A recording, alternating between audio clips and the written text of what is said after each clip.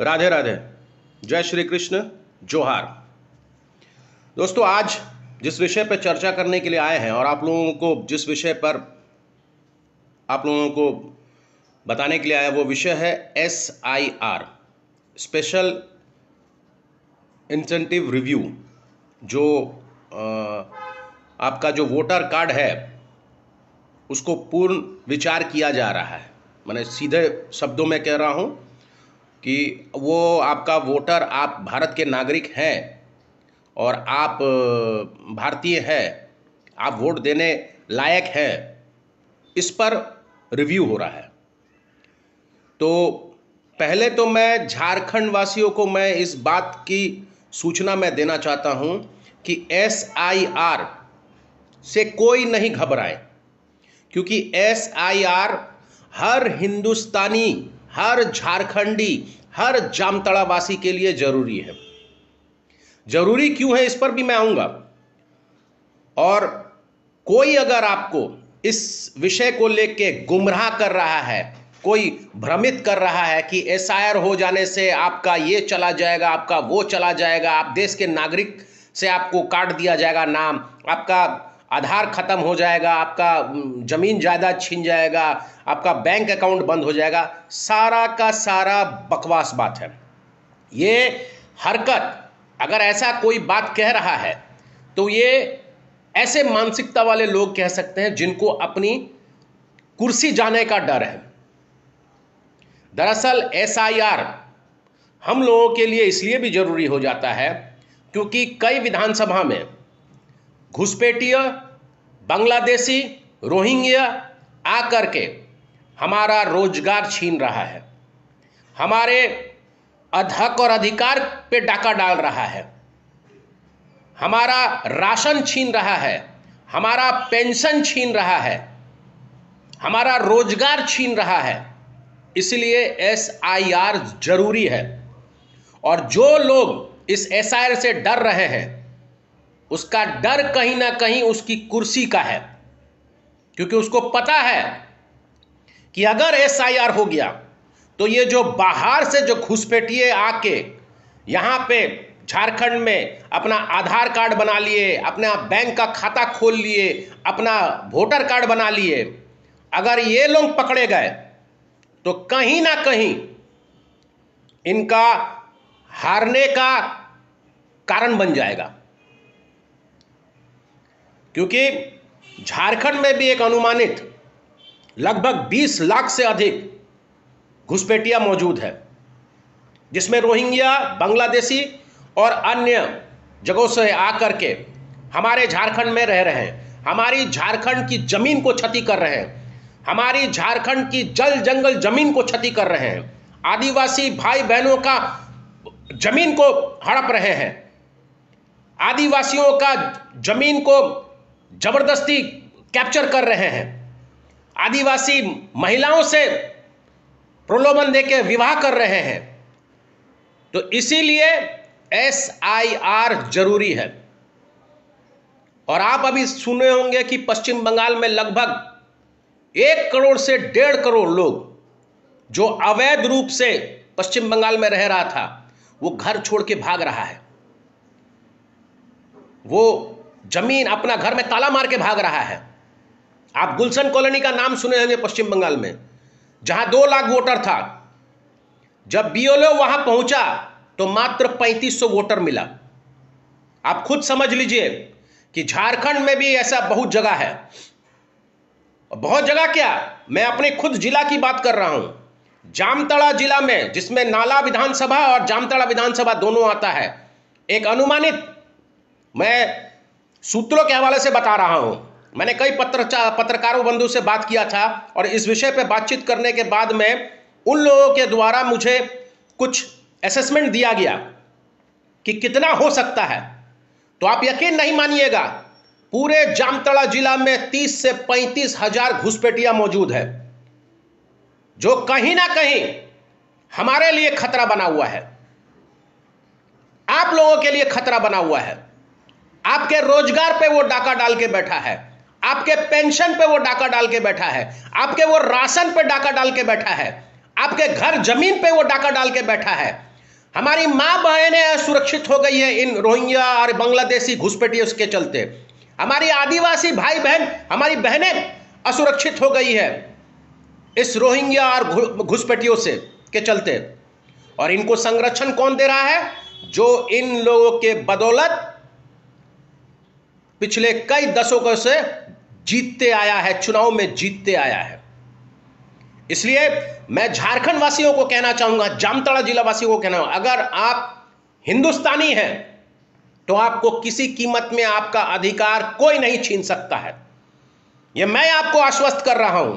आपको पता है कि मैं कोई भी तथ्य लेके आता हूं, जब तक उसको पूरा अच्छी तरह से घांट नहीं लेता हूं, जब तक उसको पूरी तरह से देख नहीं लेता हूं, तब तक मैं उस पर कोई भी चीज टिप्पणी नहीं करता।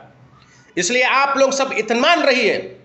अगर आप लोगों को कोई बरगरा रहा है, फुसला रहा है, आप लोगों को भ्रमित कर रहा है, आप उन लोगों की बातों में मत आइए। समझ लीजिएगा कि उसके पीछे उनका कोई मकसद जरूर है। और मैं बीएलओ पर भी आता हूं। कुछ बीएलओ लोग दबाव में आके कुछ अनाप शनाप बयान दे रहे हैं।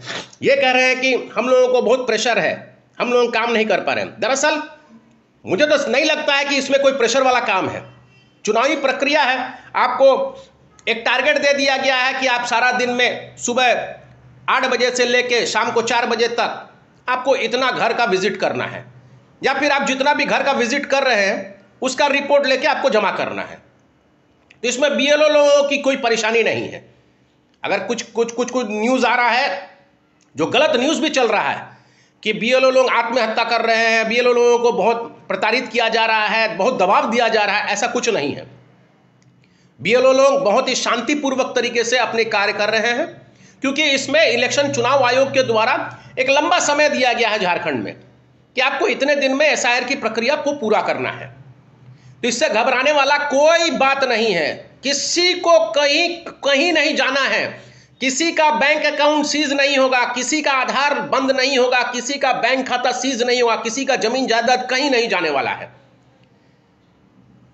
डर उनको है जो बाहर से आए हैं, जो बाहर से आके हमारे जमीनों हड़प करके बैठे हुए हैं, जो अपना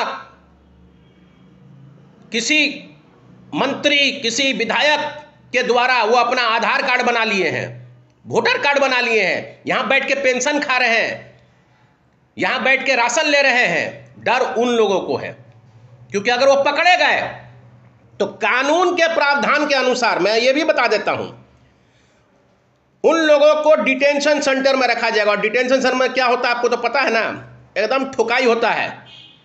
ये जो बाहर के रोहिंग्या बांग्लादेशी जो घुस कर बैठे हुए हैं, जब ये पकड़े जाएंगे तो इन लोगों को पहले डिटेंशन सेंटर में लेके जाया जाएगा और इन लोगों की अच्छी खातिरदारी होगा। और खातिरदारी होने के बाद में इन लोगों को वापस अपने अपने देश भेजा जाएगा। तो इसलिए भारतीय नागरिक, हिंदुस्तानी नागरिक को किसी कीमत में डरने का कोई बात नहीं है। और कोई अगर डरा रहा है तो इसकी सीधा शिकायत आप उपायुक्त से कर दीजिए। उपायुक्त का नंबर आप लोगों को बड़े आसानी से मिल जाएगा। हर जगह लिखा हुआ है, प्रखंड कार्यालय में लिखा हुआ है, हर जगह मौजूद है। इसलिए आप लोग कोई मत घबराइए। एसआईआर हम लोगों के लिए फायदेमंद है। एसआईआर आपकी रक्षा करता है, आपको देश की नागरिकता देता है। एसआईआर आपको मजबूत करता है। भविष्य के लिए आपके लिए एसआईआर बहुत जरूरी है, इसलिए इस पर घबराइए मत। अब मैं आता हूं इरफान अंसारी का, जामताड़ा जिला के जो मंत्री जी हैं, उनका एक विवादित बयान आया है कि कोई भी अगर बीएलओ जाए तो उसको बांध के रख लो। और उसके बाद में वीडियो तो मैंने भी देखा है और मेरे फेसबुक पर वीडियो भी चलाया भी है मैंने, उनका पूरा वीडियो। अब उसके बाद में अभी एक बयान आया है कि कुछ मीडिया हाउसेस के द्वारा उसको गलत संदर्भ में पेश किया गया है और भाजपा वाले इसको तोड़ मोड़ के पेश किए हैं। मैं डॉक्टर साहब से पूछना चाहूँगा, वो तो लिखते हैं डॉक्टर। सबसे पहला बात तो ये है कि आपका पूरा वीडियो कोई भी व्यक्ति, अगर अंधा व्यक्ति भी अगर होगा ना, अगर वो सुन रहा होगा तो आपके वीडियो पे ये आपने साफ कहा है कि कोई बीएलओ आता है उसको बांध के रखो, उसके बाद में मैं आके छुड़ाऊंगा। ये जो उसके बाद में आप ये जो नया मंदड़क कहानी बना रहे हैं आप कि साइबर अपराधी लोग आप वहां जा रहा है, पैसा मांग रहा है, ऐसा मांग रहा है। सबसे पहला बात तो एसआईआर में कोई पैसा लगता ही नहीं है, तो साइबर का यहां बात आ कहां से गया? और अगर साइबर वाले लोग रोहिंग्या को ठग रहे हैं, बांग्लादेशियों को ठग रहे हैं, तो इससे आपको क्या दिक्कत है? कोई अगर साइबर वाला लोग ये रोहिंग्या घुसपैठिए लोगों को पैसा वसूल ले रहा है, इसमें आपको क्या दिक्कत हो रहा है? इसका मतलब आपको समस्या हो रहा है। और अगर साइबर वाला लोग ऐसा कर रहा है तो आप पिछले 15-16 साल से विधायक है, अभी तक साइबर पे अंकुश क्यों नहीं लगा? जामताड़ा नाम बदनाम क्यों है? आपको एक पद मिला है, उस पद की गरिमा को पहले पहचानिए। मैं कहता हूं ना कि लंगूर के हाथ में अंगूर लग जाए तो क्या होता है, ये आपसे बेहतर कोई नहीं जानता है, क्योंकि आप पे ये मुहावरा सटीक बैठता है। आप अपने आप को डॉक्टर बताते हैं, मुझे नहीं पता कि आपकी डॉक्टरी कहां तक है। मैं सिर्फ सुना हूं कि आप यूक्रेन से पास किए हैं, मगर आपका मैंने सर्च किया है, कहीं भी आपने इंटर्नशिप किया नहीं है। आपने NEXT का जो परीक्षा होता है उसमें आपने बैठा भी नहीं है, तो आप डॉक्टर कहां से बन गए? आप टेलीस्कोप लेके जो घूम रहे हैं वो बेवजह घूम रहे हैं, क्योंकि आपकी कहीं भी रजिस्ट्रेशन नहीं है डॉक्टरी की। तो पहले तो आप अपना डॉक्टर लगाना बंद कीजिए, ये जो डॉक्टर लिखते हैं इसको पहले बंद कीजिए। और अब आपको आते हैं आपके मंत्री पद के ऊपर में। आपको इतना पता होना चाहिए कि मंत्री पद कोई बच्चों का खेल नहीं है, और मंत्री पद की एक गरिमा होती है। आपको जो मंत्री पद मिला है, स्वास्थ्य विभाग, मैंने अभी कुछ दिन पहले आपका बहुत नाम किया था कि आपने दूसरे जगह से छीन के जामताड़ा को एक मेडिकल कॉलेज दिया है। आप ऐसा ऐसा काम कीजिए, एक मंत्री के लिए शोभनीय होता है। आप तो गुंडागर्दी वाला काम करना शुरू कर दिए हैं। आप अपने क्षेत्र में विरोधी पक्ष के नेताओं को डराते हैं, आप उसको धमकाते हैं, आप झूठा केस मुकदमा करवाते हैं। मेरे ऊपर भी एक करवाए हैं, हालांकि मैं उस पर आऊंगा एक ना एक दिन जरूर। यह कांड तो आपने मेरे ऊपर भी किया है। तो मंत्री का यह काम नहीं होता है, मंत्री अपने काम से अपना कद को बढ़ाता है।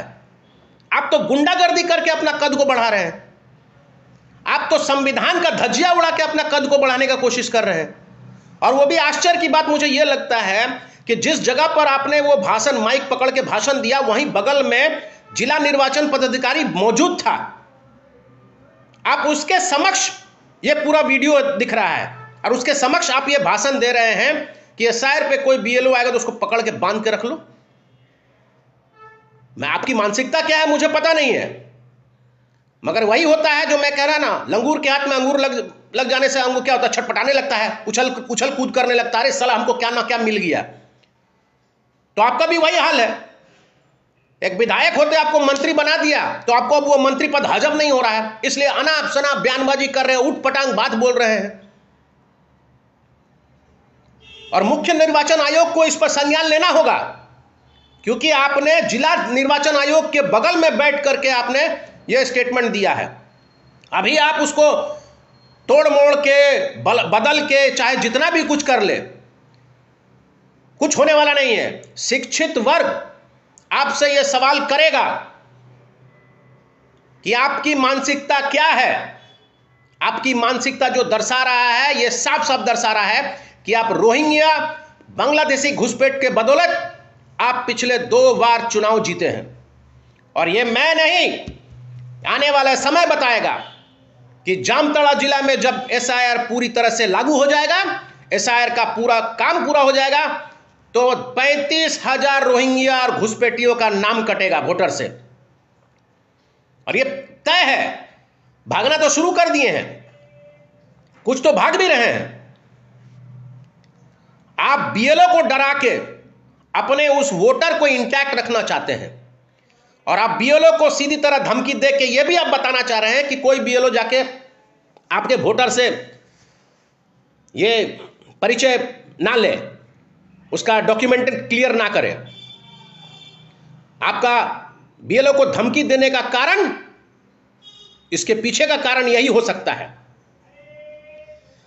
मैं इरफान अंसारी से कहना चाहूंगा कि आपको एक मंत्री पद का जो शोभनीय पद मिला है, स्वास्थ्य विभाग, मुझे लगता है कि जामताड़ा सदर अस्पताल को आप जिस तरह बड़ा बड़ा बांग मारते हैं कि विश्व का सबसे बेहतरीन स्वास्थ्य सुविधा मिलेगा झारखंड में, तो पहले आप स्वास्थ्य मंत्री रहते हुए आप अपना सदर अस्पताल को पहले ठीक कीजिए, डिस्ट्रिक्ट हॉस्पिटल को ठीक कीजिए, जामताड़ा जिला में जितना भी स्वास्थ्य से जुड़े जो जितने भी समस्या हैं उसको दुरुस्त कीजिए, जितने भी स्वास्थ्य संस्थानें हैं उनको ठीक कीजिए, चाहे वो प्राइवेट हो चाहे वो सरकारी हो, उसका निरीक्षण कीजिए, देखिए कहां पे क्या दिक्कत है।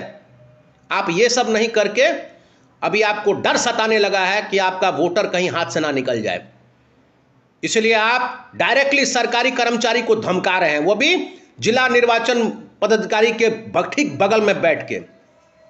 आपको यह गुमान हो गया है कि आप मंत्री हैं तो आप कुछ भी कर सकते हैं, आपको घमंड हो गया है कि आपको मंत्री पद मिल गया इसलिए आप कुछ भी कर सकते हैं।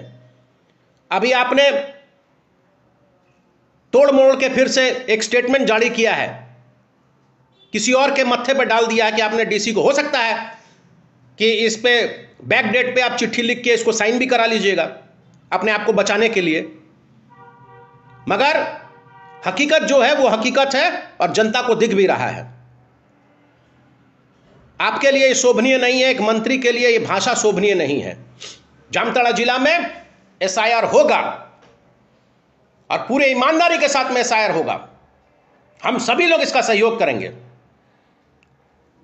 आप अगर बीएलओ को धमका रहे हैं, सरकारी कर्मचारी को धमका रहे हैं, तो उसके लिए भी एक राज्य के हमारे देश के धारा अनुकूल धारा के तहत आप पर केस मुकदमा भी होगा, यह भी आप जान लीजिए। आपको जवाब देना होगा। मुझे पता भी है कि लास्ट में आप एक माफीनामा चुनाव आयोग को लिख के दीजिएगा कि हमें माफ कर दीजिए, गलती से स्लिप ऑफ टंग हो गया, उद्देश्य में आके बहस में आके हमने ये बात कह दिया। मुझे पता है ये आपको लिखना होगा अपने विधायकी बचाने के लिए, मगर ऐसा काम करते ही क्यों है इरफान साहब जिससे आपको क्षमा मांगने पड़े। आज आप बीएलओ को धमका रहे हैं, कल आप वही बगल में जिला निर्वाचन पद उन्हीं को धमकाइएगा, परसों आप पुलिस प्रशासन को धमकाइएगा, तरसों किसी और को धमकाइएगा। यह शोभनीय नहीं है। आप मंत्री बने हैं, अपने काम को दिखाकर लोगों का दिल जीतिए। धमका के, झूठा केस मुकदमा करके, किसी को दबा के अपने आप वाहवाही मत लूटिए और अपने आप को बड़ा नहीं कर सकते हैं, इससे आपका कद और छोटा हो जाएगा। ये जो कुर्सी आपका जो बचा हुआ है 4 साल के लिए, आप ये सोचिए कि उस कुर्सी को 2029 में कैसे बचाएंगे। उसके लिए काम करना पड़ता है, उसके लिए लोगों का दिल जीतना पड़ता है। आपने जो कांड कर दिया है इससे लोगों के अंदर में एक आक्रोश पैदा हो गया है कि इरफान अंसारी सिर्फ अपने कौम, अपने समुदाय, घुसपैठिया रोहिंग्या को बचाने के लिए सब कुछ कर रहा है और बाकी धर्म जाति के लोगों को इरफान अंसारी कोई लाभ नहीं देता है। यह भी बात सच है। आप हिंदू बहुल क्षेत्र में कोई काम नहीं करते हैं, मगर जो भी हो आपका व्यवहार बहुत ही हमारे जो संविधान है उसके तहत ये उचित नहीं है। हमारा जो सिस्टम है, हमारा जो कानून है, हमारा कानून व्यवस्था है, जो चुनाव का जो प्रक्रिया है, आप इस सभी से आप बिल्कुल अलग है, हटके हैं। आप अपने राज्य चलाते हैं, आप शरिया कानून को लागू करवाना चाहते हैं, जो नहीं होगा।